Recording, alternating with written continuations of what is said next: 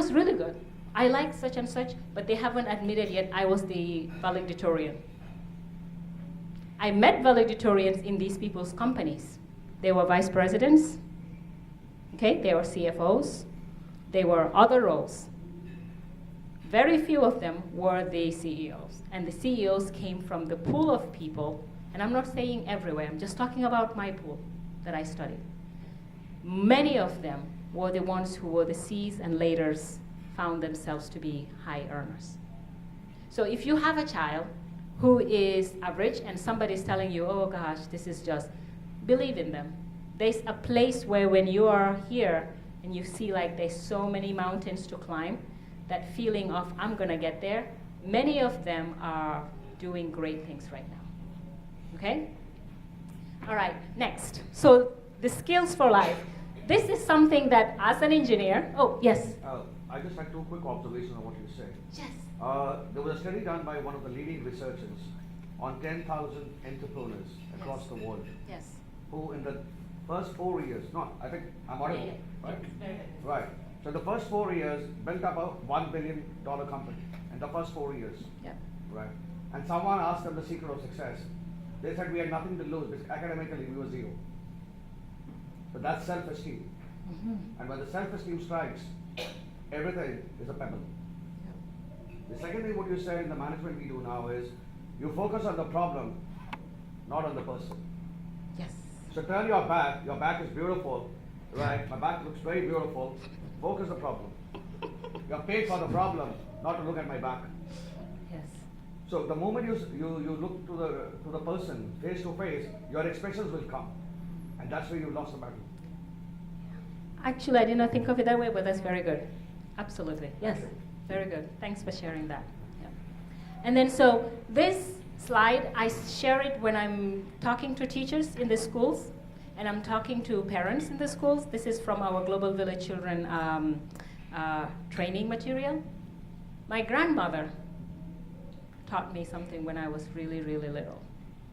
And whenever we talked, I didn't have kids yet, but whenever she talks about children, she talks about them in whatever you let happen at 2 is gonna happen at 20, is gonna happen at 40.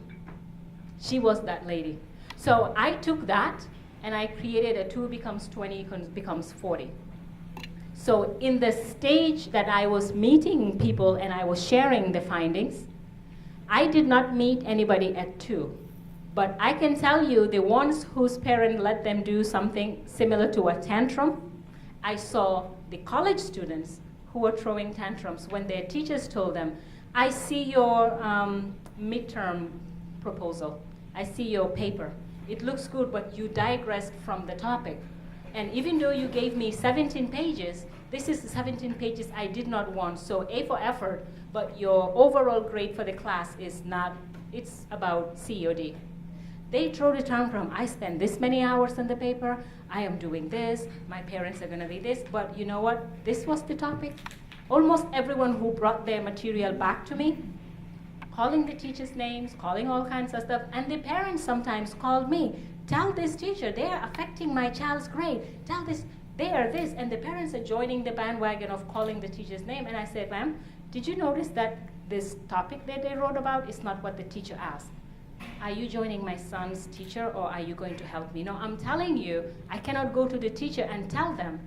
And I have some parents, after the 3rd semester when their child failed to make it, and I'm about to write the letter, and they said, can you not write the letter to the provost and tell them this? They give me instruction of what to write in the letter. Where were you 3 semesters when I'm helping Johnny?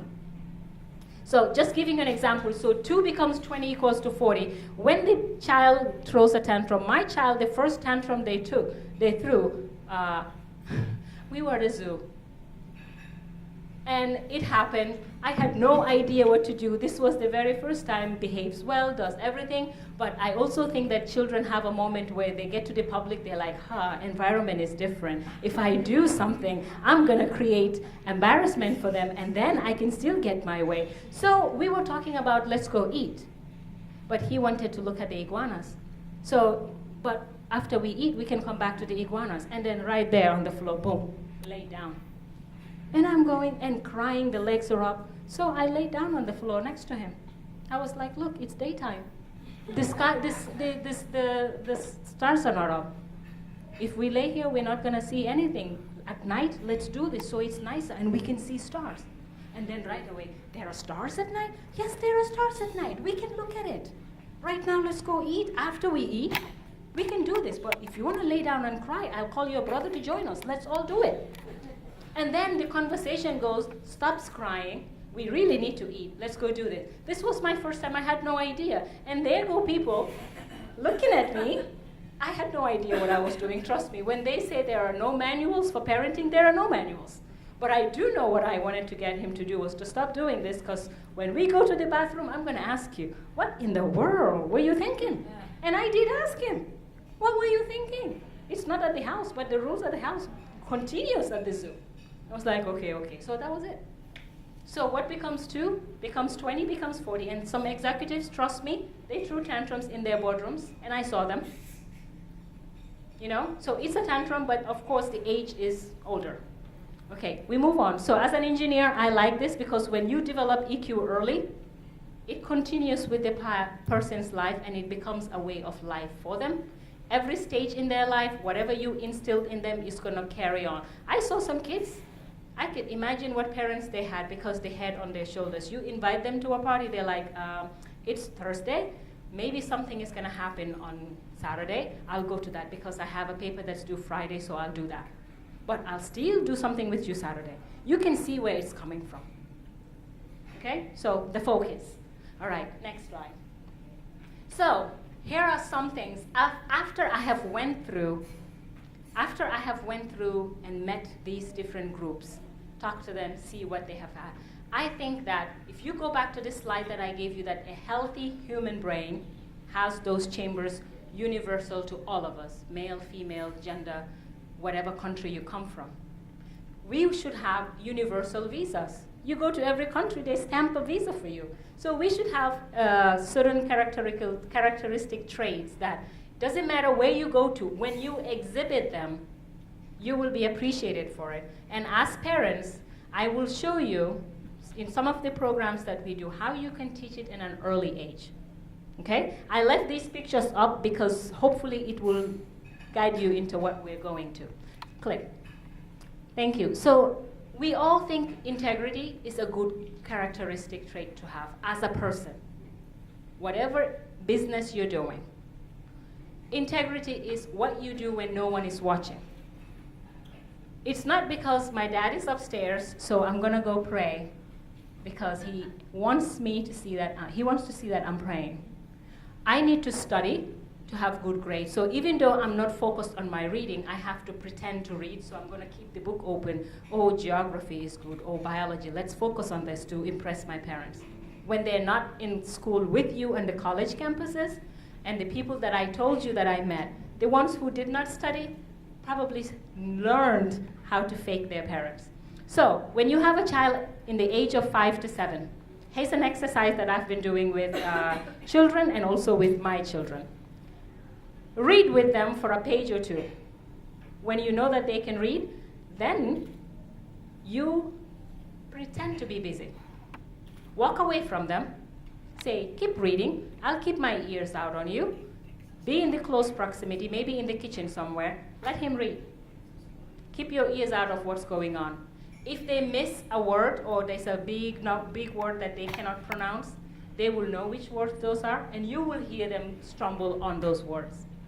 Don't say anything. You remember the example of turn your back to the problem and just let your voice. This time, don't say anything. When they finish reading, come back.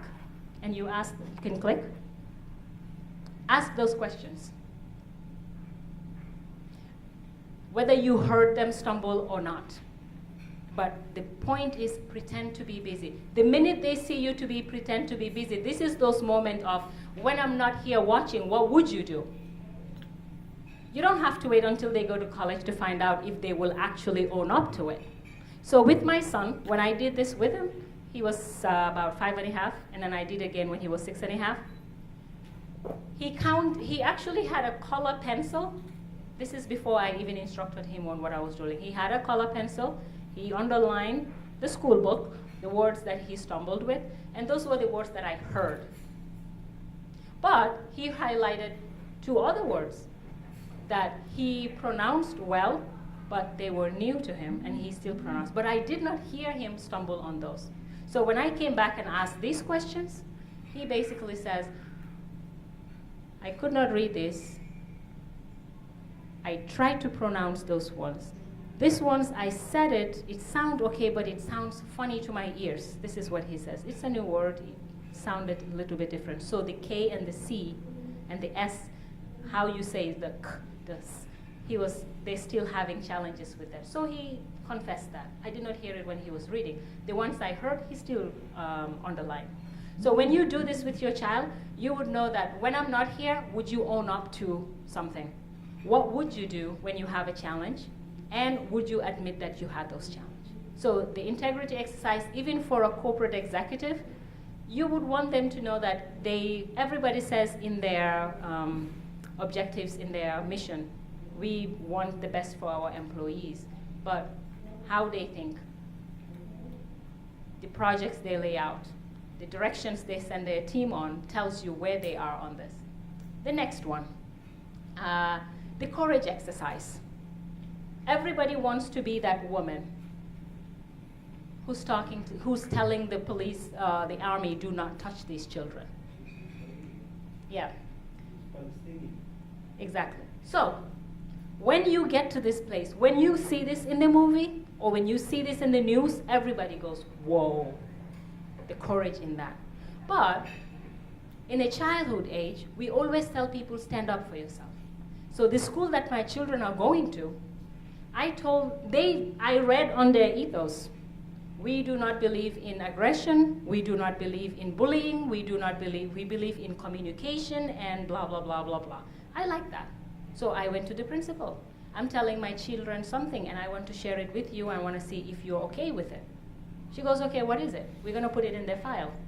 I tell them if somebody hurts them to look them straight in the eyes and say, stop it, I don't like it, this hurts me. When you tell a person that, most of the time when you hurt another person, you expect them to ouch or to hit you back or to do something else. But when you get the feedback, you're allowing the person to react, to correct. So when I say wait for response, is you see the person's reactions. Either they walk away, sorry, I didn't mean it, something like that. But if they don't listen and they do it back, then I tell my children, do exactly what they do back to you and go right to a grown-up or your teacher and tell them. Tell them what you did and tell them what happened. When I told the principal this, she said, well, actually, this is very good because you're not telling them to hurt somebody, you're just telling them to correct. Give the chance to correct, and then if they have to stand up for themselves, they do it. It is our primal instinct to be able to defend ourselves. I am not telling anybody to fight, don't be an aggressor, but when you don't know how to stand up for yourself, you will not know how to stand up for anyone. If you see your husband doing something to your children because you didn't know how to speak up for yourself, you're gonna be mute and run and hide. So speak up for yourself. Let somebody know how you feel about it. And then allow yourself a chance to do something. So this is what my children are doing.